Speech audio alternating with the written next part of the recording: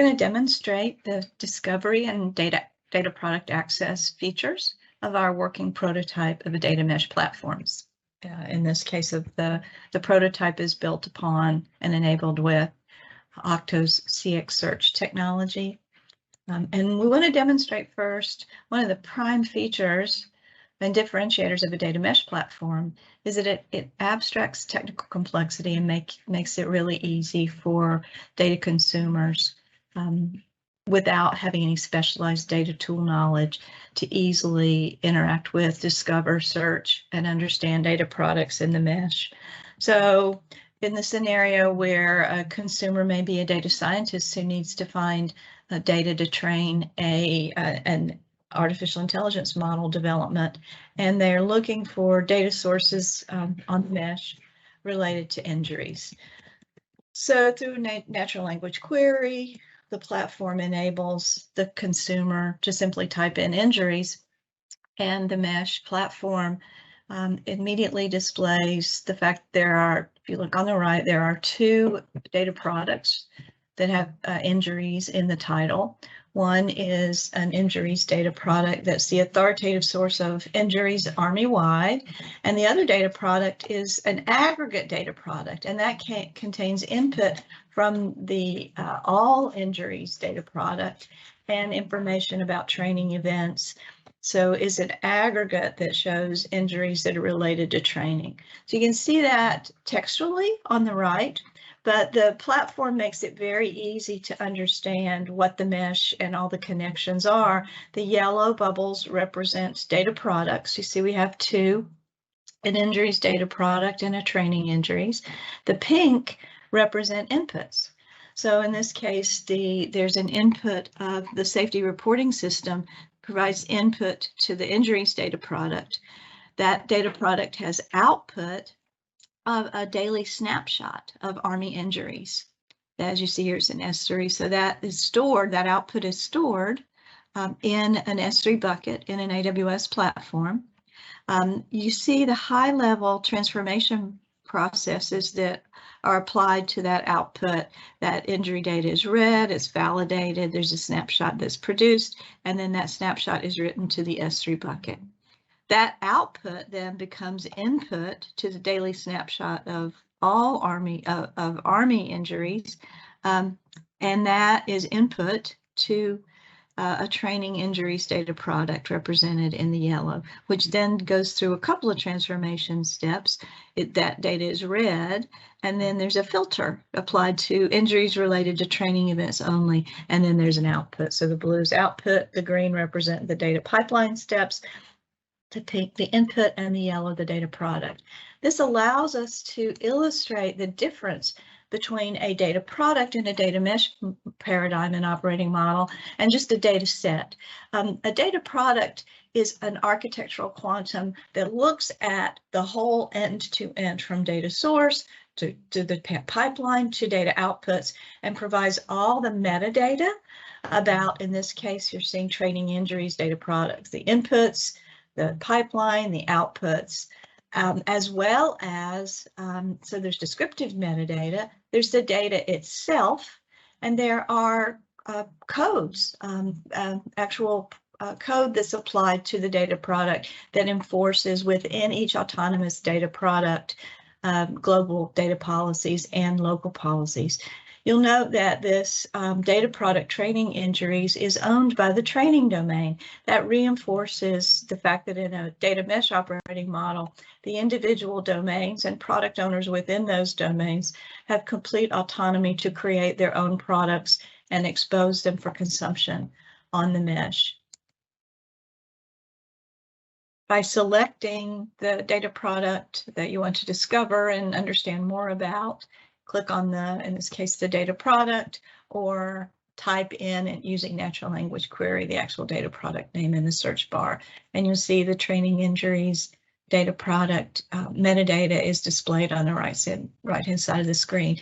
This also illustrates the concept of data product more fully, as opposed to a data set or a data object that's typically, or a data asset that's typically documented in a traditional metadata catalog. This is the descriptive metadata that explains that it's an aggregate data product.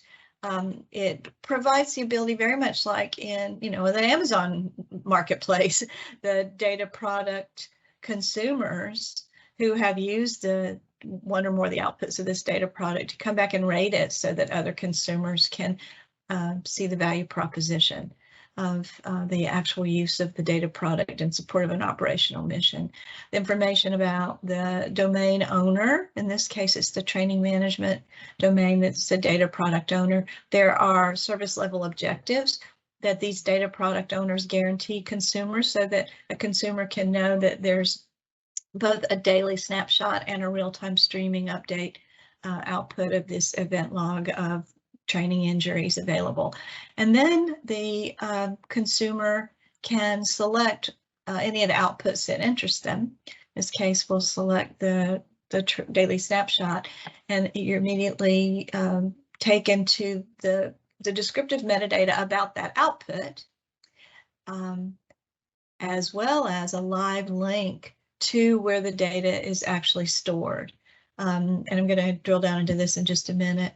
The service level objective here tells the consumer that this product is generated daily, that it's stored in the C-Army AWS data lake, that the location is here. You can explore the route, and then you can also see and drill into the code that executes each of the pipeline steps from taking the daily snapshot of Army injuries, reading that, applying that filter to select out only those injuries that are training event related, and the actual creation of that snapshot. So the point here is the mesh platform, again, in a very user-friendly, self-service way, allows a consumer in this example to interact with the mesh, to explore, but then also to actually access the data outputs, with one click. So now what I'm going to do is demonstrate how in the Army prototype that we've created, they've asked us to focus on leveraging as much of the cloud native service capability in the AWS C-Army environment. So this is our UI that allows a consumer to request what they need. And then in the next part of this demo, I'm going to show you how under the covers the platform at the data infrastructure level actually executes. In this example, we're going to show how it executes the access control to the actual data. This demonstration shows how once via the data mesh platform, the consumer in our scenario is a data scientist who wants to have access to that the training data product can use the platform to request that access. So in this case, you're seeing the purples. We've got Jane, the data scientist, who wants to access the training types, ranges, and trainees data product.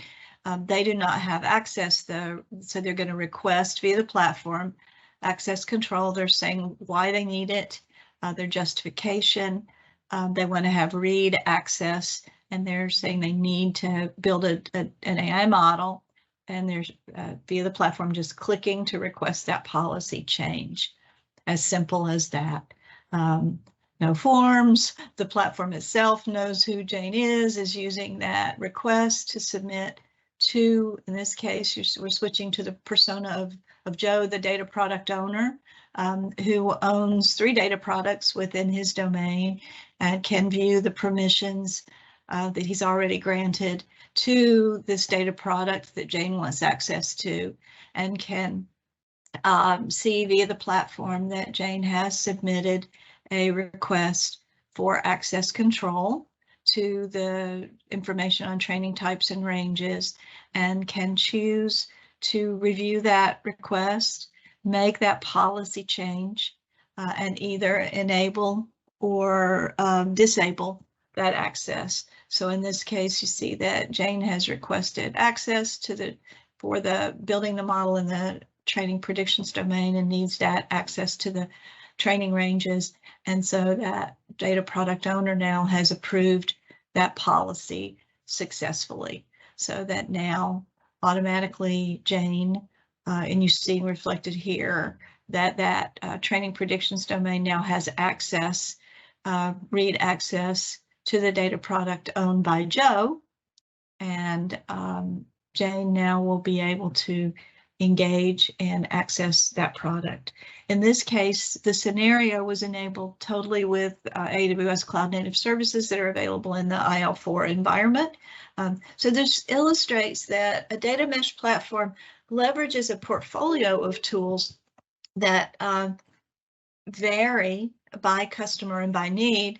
For the Army prototype, they did ask us to leverage to the greatest extent possible those capabilities that are available in the Sea Army AWS IL4 environment. So what we did, we combined the capabilities of our CX search and our mesh platform requirements understanding, and we're able to build a prototype that implements the full discovery capability, but that also fully implements in an automated way the governance policy rules, in this case, the access policy rules that a domain product owner needs to be able to autonomously control via the platform.